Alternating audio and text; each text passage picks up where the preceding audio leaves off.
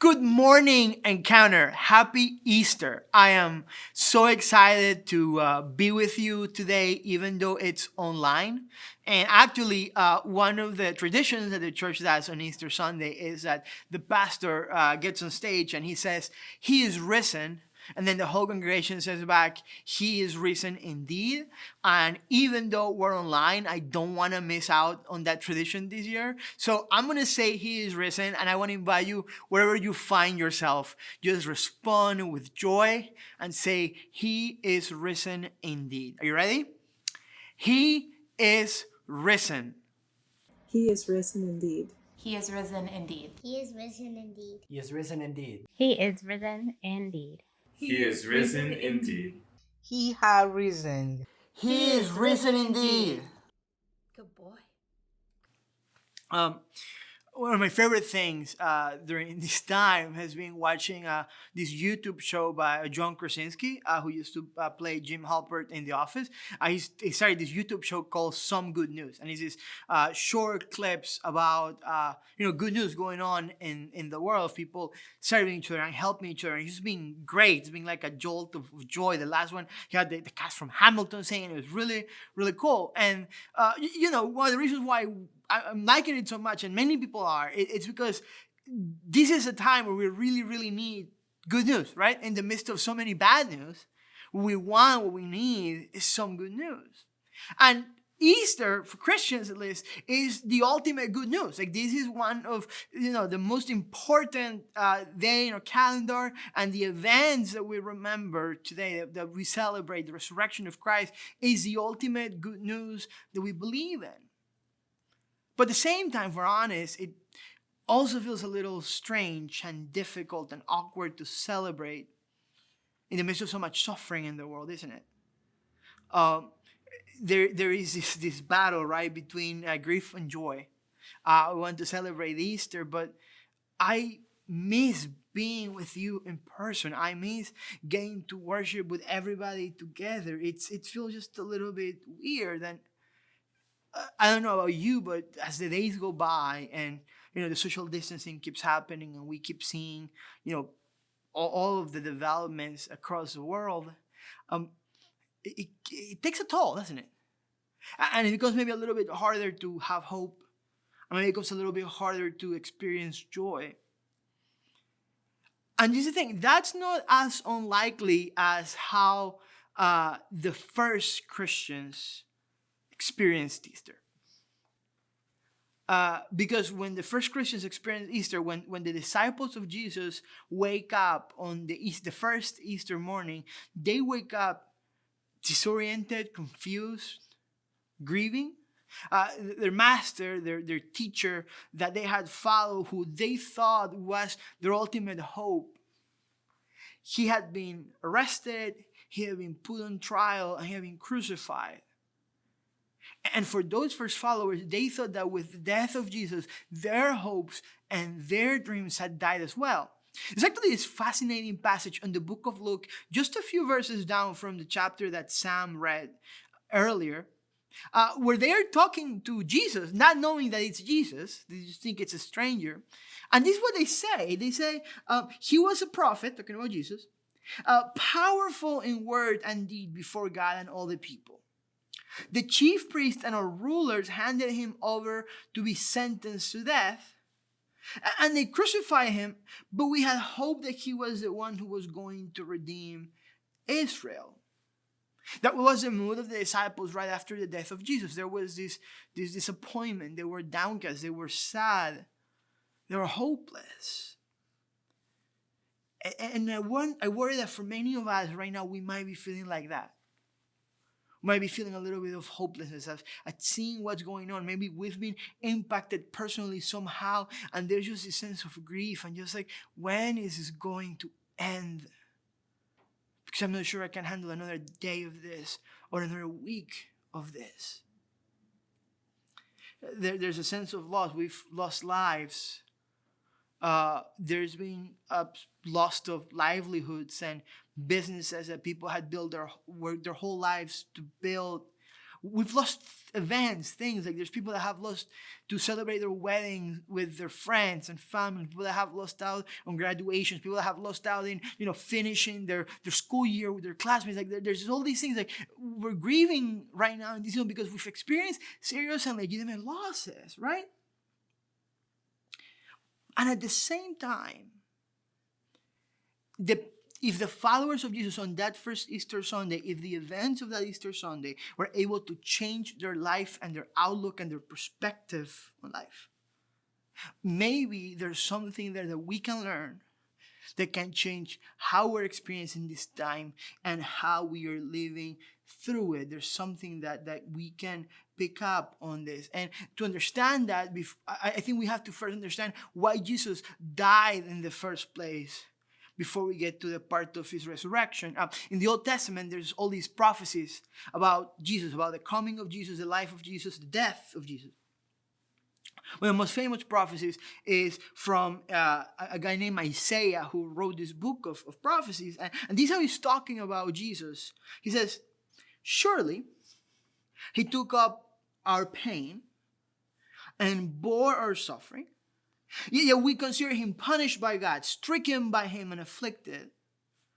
But he was pierced for our transgressions. He was crushed for our iniquities. The punishment that brought us peace was on him, and by his wounds we were healed. That prophecy is an affirmation that's something that I think that we can all intuit to a certain degree. And that is that things are not okay. In normal times, this is true. In normal times, we would look around at the world and the injustices going on and the poverty and the abuse and the corruption. Maybe, the interpersonal relationships that we have that are so hard to figure out. Maybe, addictions. Maybe, things within us, like the ways in which we make a mess of things despite our best intentions. There's something in us that knows that, the way the things are in the world, like it should be better, like there's something off. And that sense and feeling is much more acute right now. So much of the anxiety that we're feeling, so much of the grief that we're feeling during this time, like the mental weight that we carry when we look at the news and when we scroll through social media, it's our souls. It's something within us. You're saying that things shouldn't be the way they are. And that prophecy that we just read from Isaiah, what's interesting about it is that what it's hinting at, what it's saying is, God actually agrees with that.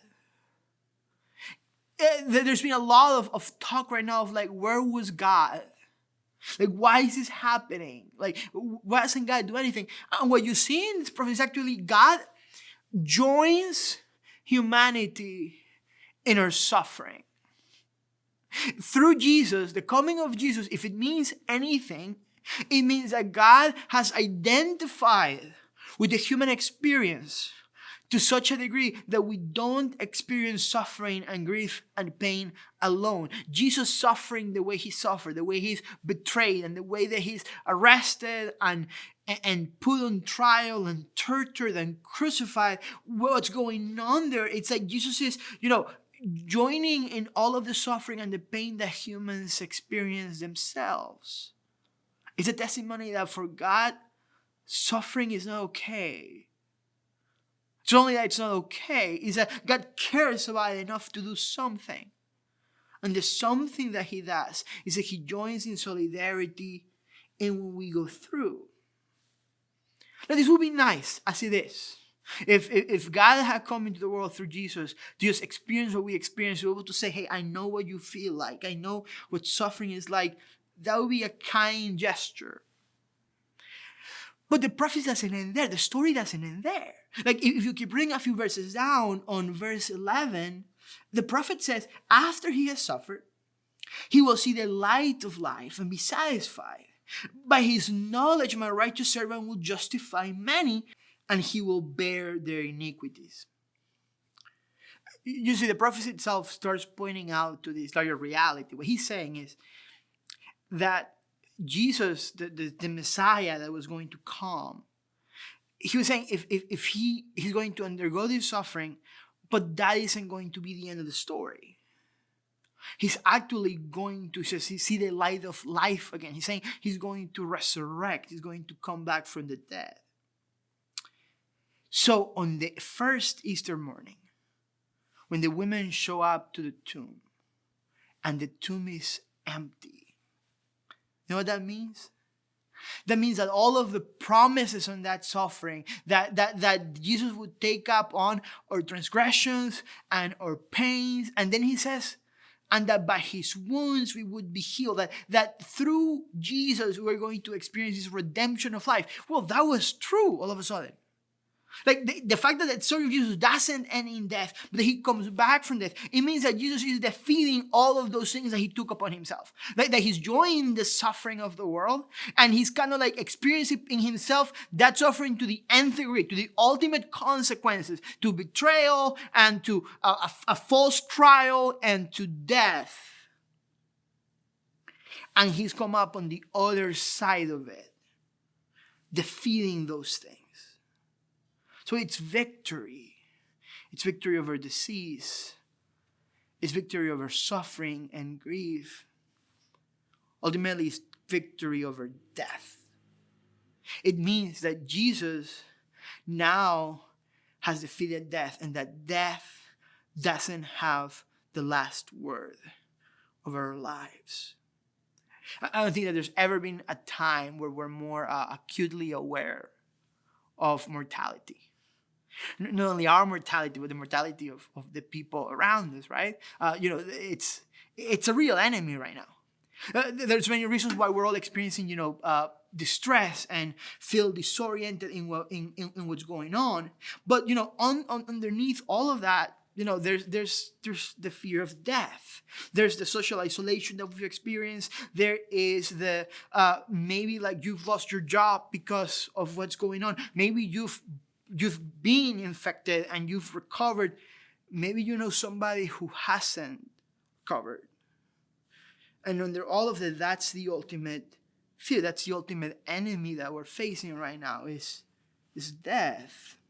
I thought it was very interesting how a couple of weeks ago when there was, the possibility that the economy might reopen and restart on Easter time, so much of the debate around the idea was around how much is human life worth?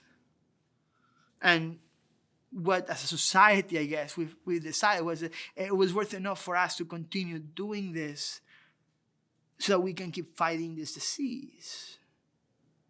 You get that? And this wasn't only Christians, people of all faiths, people of no faith. Like there's something in all of the human psyche that has this realization of how infinitely valuable life is.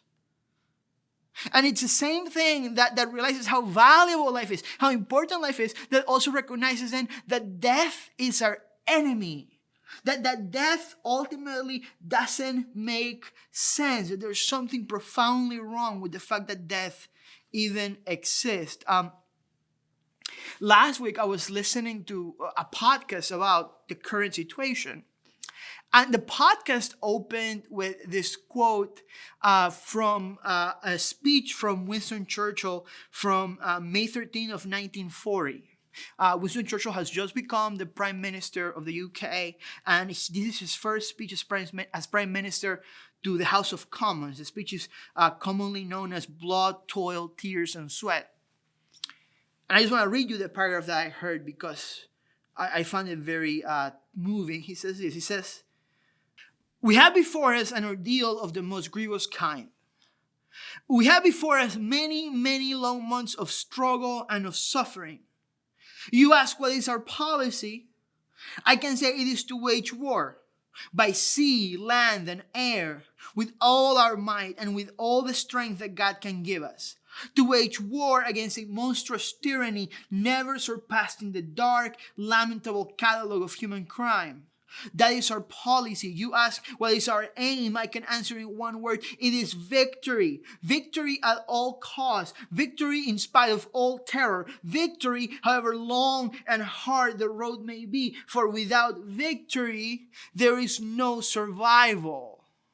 You get what he's saying? He's talking about going to war against the Nazi army, but ultimately what he's talking about is about survival. This is not only going to war against the Nazi army, he's going to war against the prospect of death for the people of the United Kingdom. You see, the ultimate enemy is always death. That's always what we're up against, whether it's World War II and the Nazi army, or whether it's COVID-19, death is the final enemy. There's this Pulitzer Prize winner from the 70s, Ernest Becker, and he's actually an atheist. And he has this idea of like how he believes that our fear of death kind of like drives everything that we do. So he says this, he says, man has an awareness of his own splendid uniqueness in that he sticks out of nature with a towering majesty, and yet death means he goes back into the ground a few feet in order to blindly and dumbly rot and disappear forever. This idea of death, the fear of it, haunts us like nothing else, and dealing with it is the mainspring of all activity. What he's saying is that ultimately what we're up against, the reason why we develop the technology we do, the reason why we make the advances in medicine that we do, ultimately everything is us trying to stave off death. And in the biblical narrative, this is actually true as well. Death is seen as the final enemy. Death is not seen as part of the original plan. Death is a consequence of sin and the brokenness that exists in the world. But God hates death. The whole Easter story, if you think about it, is about God going to war against death. Death is the enemy. A year later, the Apostle Paul is kind of like theologizing on the implications of the resurrection of Jesus. And he actually says the same thing. He says, the last enemy to be destroyed is death. Right after Jesus has resurrected and ascends to heaven, when the church gets started, we see the story of that in the book of Acts. On the very first sermon that Peter, one of Jesus' disciples, preaches, he says this. This is Acts chapter 2, verse 22. He says, fellow Israelites, listen to this. Jesus of Nazareth was a man accredited by God to you by miracles, wonders, and signs, which God did among you through him, as you yourselves know. This man was handed over to you by God's deliberate plan and foreknowledge, and you, with the help of wicked men, put him to death by nailing him to the cross. But God raised him from the dead, freeing him from the agony of death, because it was impossible for death to keep its hold on him. What Peter is saying, what Paul is saying, is that this enemy that we have, death, that haunts us in wars and haunts us in plagues and haunts us in pandemics and haunts us in hunger and disease and injustice and oppression, this enemy that we have has been defeated by Jesus. In the original language, this idea that death couldn't hold Jesus, the language is more kind of like the death had like its grip on Jesus, and Jesus broke that grip. Jesus broke death. That's what the story is about. The resurrection of Jesus means that death isn't ultimate. Not only for Jesus, but for all who believe in him. Now, what this means for us is that even though death is still very much a reality, and it's very much a painful reality, even in the midst of it, even in the midst of the suffering and the grief that we're experiencing, we can have hope. Because ultimately death is being defeated. Years later, the Apostle Paul is writing about the implications of the resurrection. And he says this, he says, brothers and sisters, we do not want you to be uninformed about those who sleep in death, so that you do not grieve like the rest of mankind who have no hope. For we believe that Jesus died and rose again, and so we believe that God will bring with Jesus those who have fallen asleep in him. He's saying that we see death in a different way now. It still happens. It still hurts. And we still grieve. Like, I've seen a lot of talk from Christians sometimes, almost like denying what's going on or thinking that it doesn't matter. That's not painful or difficult. It is. Of course it is. And the suffering that we see right now, it breaks God's heart, breaks my heart. I'm pretty sure it breaks yours. What Paul is saying is like, that when we endure that, even though we grieve, even though there's pain, there is still hope.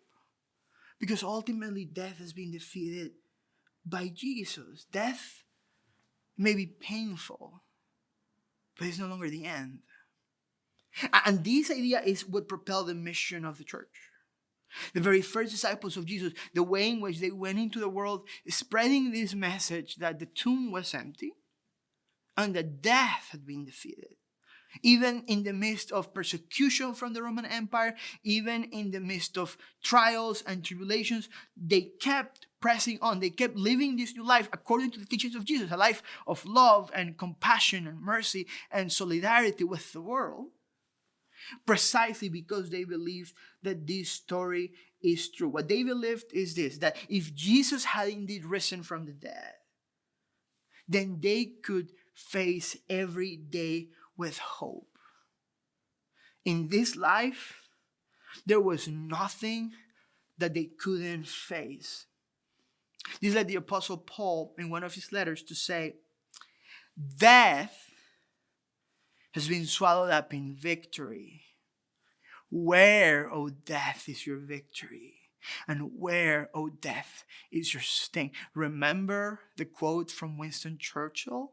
What's the aim? The aim is victory. Victory in spite of all terror. The Apostle Paul says, Jesus has obtained victory over death.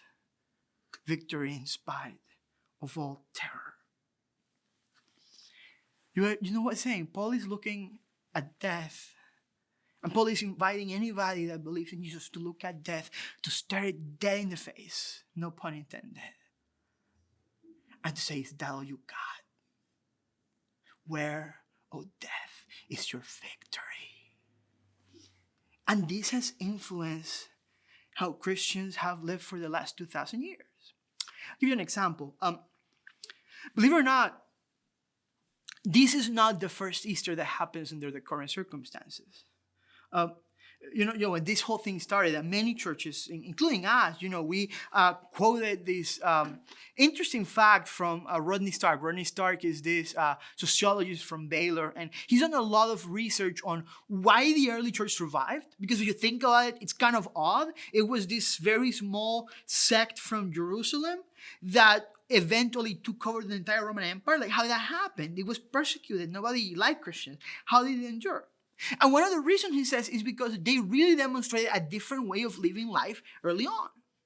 One of the examples he gives of that was that, during the first couple centuries in Rome, they actually faced also a lot of plagues and epidemics. One of the most famous ones is one in the year 250 that's called the Plague of Cyprian. And most people think it was smallpox.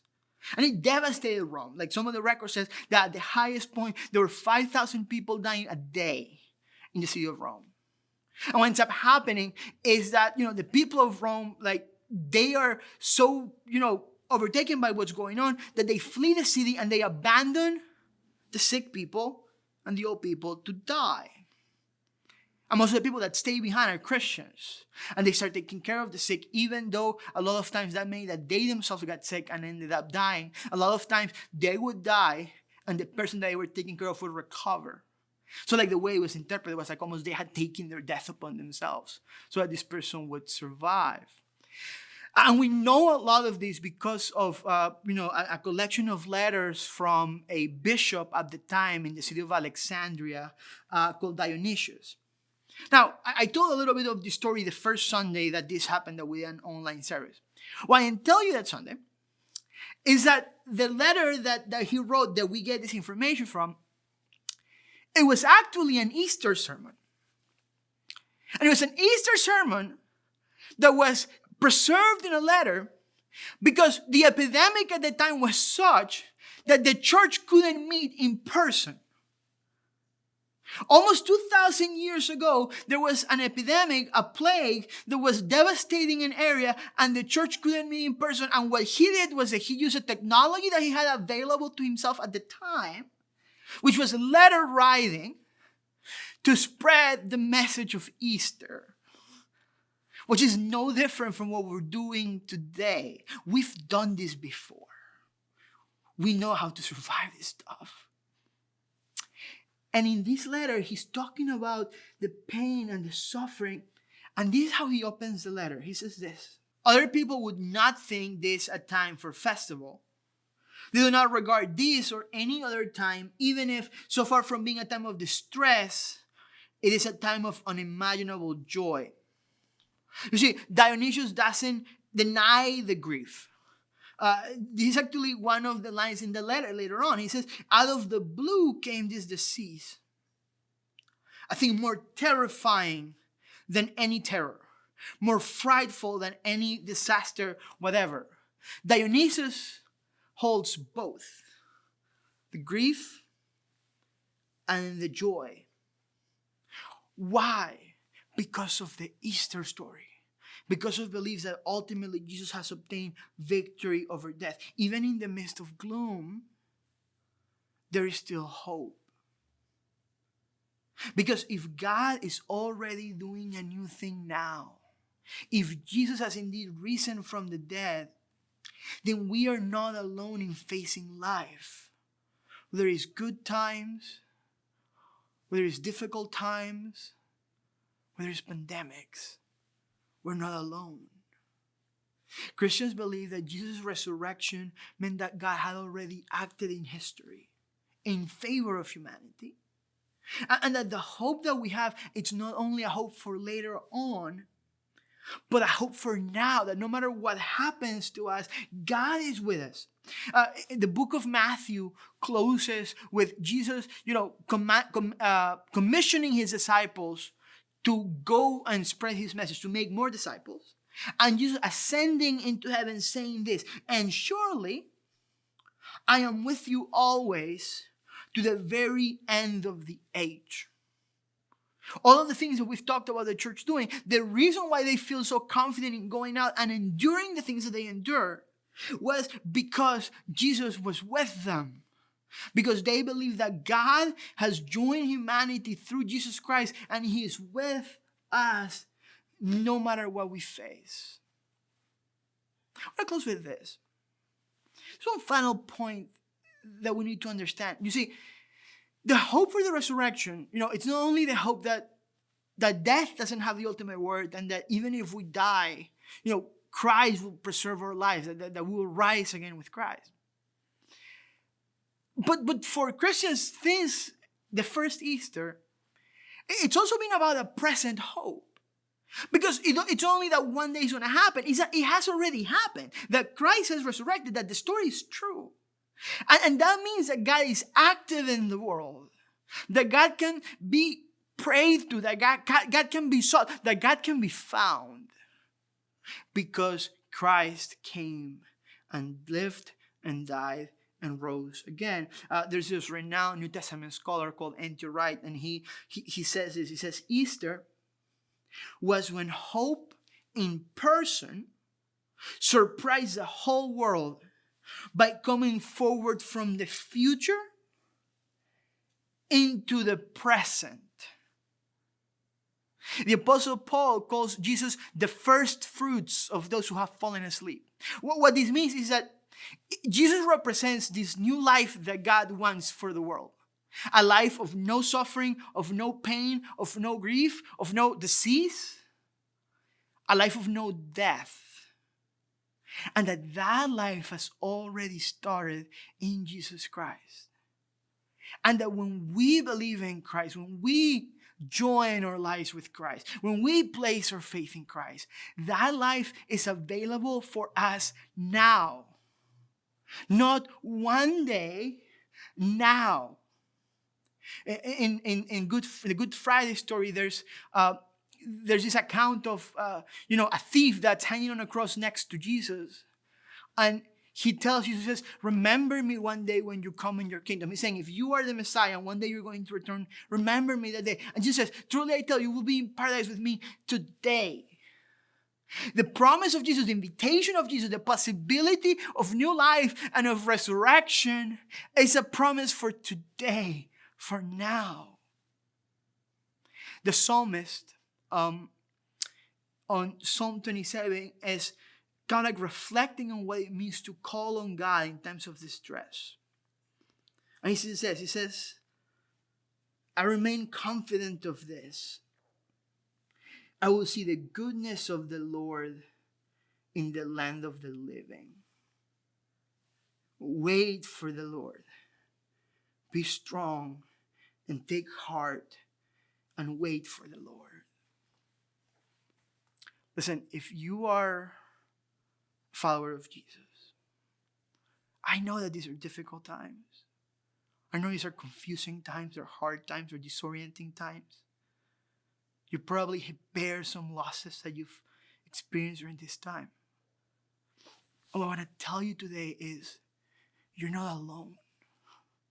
If Jesus came, if Jesus lived and died, and if Jesus rose again, you're not alone.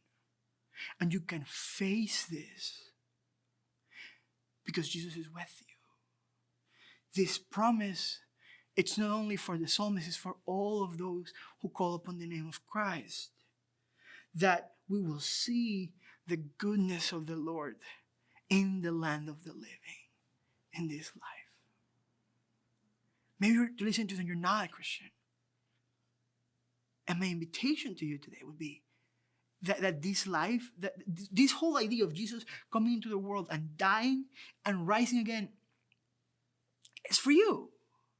It's for humanity. It is God looking at our suffering and our pain and our grief and not abandoning us to it, but joining with us. And there's an invitation for anybody that wants to experience that life to step into it. And maybe today is the day that happens for you. And if the case, we would love to speak to you. Comment something on the chat or fill out the digital connection card and let us know that you want to know more about following Jesus, because we want to help you with that. We want to walk you through that. Because we believe that these promises are for everybody. Friend, I want to say this. If this story is true, if death doesn't have the last word, if God has begun this work of resurrection in the world, no matter what's happening right now, things are going to get better. The resurrection of Christ means that what N.T. Wright says, that God has brought the future into the present. The future is a good future. It's a future of life, a future of resurrection. This is where God is taking history. And we're all invited to join into that and to step into that life. So I hope that today, in the midst of all that's going on, that you can experience some peace and that you can experience some joy, even in the midst of grief. And more importantly, that you can believe in hope today. Grace and peace.